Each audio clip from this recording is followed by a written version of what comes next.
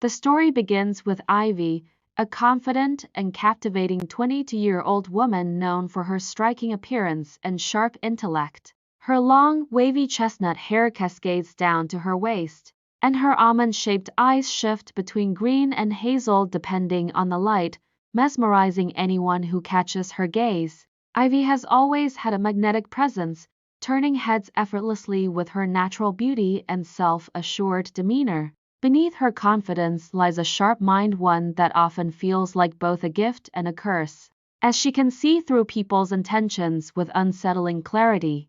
This trait, however, leads her into a situation she never anticipated. A few weeks ago, Ivy's mother informed her that she would be spending time with her uncle James. James wasn't her uncle by blood but had married her mother's sister, Melissa.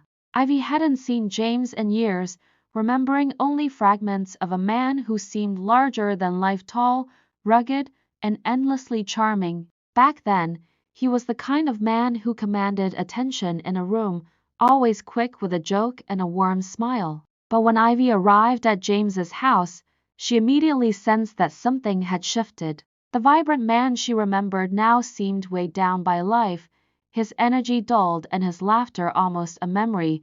Melissa, James's wife, was rarely home. Her absence was conspicuous, explained away as long hours at work or time spent with friends. When Melissa was around, the tension between her and James was almost suffocating.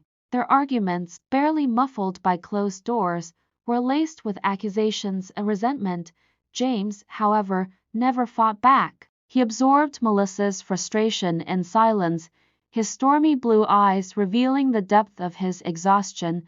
Despite his weariness, James still possessed an undeniable allure. His dark hair, always slightly disheveled, seemed to fall perfectly into place, and the stubble along his strong jawline added to his rugged appeal. His presence was magnetic, drawing Ivy in despite her best efforts to resist. Initially, Ivy dismissed the fluttering attraction she felt toward James as a passing infatuation. He was her uncle, albeit not by blood, and married to her aunt. It was wrong to even entertain such thoughts. But as the days turned into weeks, the connection between them grew impossible to ignore. Ivy noticed the way James's eyes lingered on her when he thought she wasn't looking, the subtle shifts in his posture when she entered the room, and the electricity that crackled in the air whenever they were near each other. It wasn't just her imagination, there was something there, something neither of them dared to acknowledge. Ivy's attempts to push her feelings aside only made them stronger. She found herself wanting to be near James, craving his attention. She began wearing slightly more revealing outfits, laughing a little louder when they talked, and letting her hand linger just a moment longer when she touched his arm. James never said anything, but his reactions were telling. His breathing would quicken when she was close, his gaze would darken with something unspoken, but he always pulled back, keeping a wall between them. His restraint only fueled Ivy's determination. The breaking point came when Melissa announced she would be going away for a work retreat, leaving Ivy and James alone in the house. The opportunity felt like fate, a chance to finally confront the feelings they had both been suppressing. The day Melissa left, Ivy made sure to be around James as much as possible. She wore a dress that hugged her curves in all the right places, and though James tried to avoid looking at her, Ivy caught the flicker of desire in his eyes. The tension between them reached a boiling point that evening. After dinner, James retreated to his room, and Ivy, unable to bear the silence any longer, decided to follow. She knocked softly on his door, barely waiting for a response before stepping inside. The room was dimly lit, and the sound of running water from the bathroom filled the space. Ivy sat on the edge of James's bed, her heart pounding as she rehearsed what she wanted to say. When James emerged from the bathroom, a towel wrapped around his waist, his damp skin glistening in the soft light, Ivy's resolve nearly crumbled. He looked like a vision, his broad chest and defined muscles captivating her. "Ivy," James said, his voice low and laced with confusion, "what are you doing here?" She stood, her throat dry, but she forced herself to speak. "I need to talk to you, James." James raised an eyebrow, crossing his arms over his chest. About what? Ivy took a deep breath, her voice trembling as she confessed. I know this is wrong, and I've tried to stop feeling this way, but I can't. I'm in love with you. I have been for a while. For a moment, silence hung between them like a heavy fog. James's expression was unreadable as he processed her words, his jaw tightening. Finally, he spoke, his voice steady but pained. Ivy, we can't. I'm your uncle, and I'm married. This can't happen.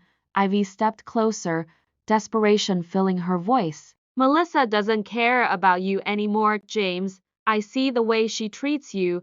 She doesn't love you the way I do. James closed his eyes, as if trying to block out her words. This isn't about Melissa, he said quietly. This is about us. You're young, Ivy. You don't know what you're asking for. I know exactly what I'm asking for, she countered, her voice shaking. I want you, James. I want to be with you. The air between them crackled with tension as James struggled with his emotions. His deep blue eyes, filled with conflict, finally softened. Ivy, he whispered, I've been fighting this, but I can't stop thinking about you either. His words sent a surge of relief and exhilaration through Ivy. She closed the distance between them, and their lips met in a kiss that was slow and deliberate, each moment charged with years of unspoken desire. For a brief time, nothing else existed but them, wrapped in the intensity of the moment. But the fragile bubble they had created shattered when the door flew open. Standing in the doorway was Melissa, her face a mask of fury and disbelief. What the hell is going on here? She demanded, her voice trembling with rage. Standing in the doorway was Melissa, her face a mask of fury and disbelief. What the hell is going on here? She demanded, her voice trembling with rage.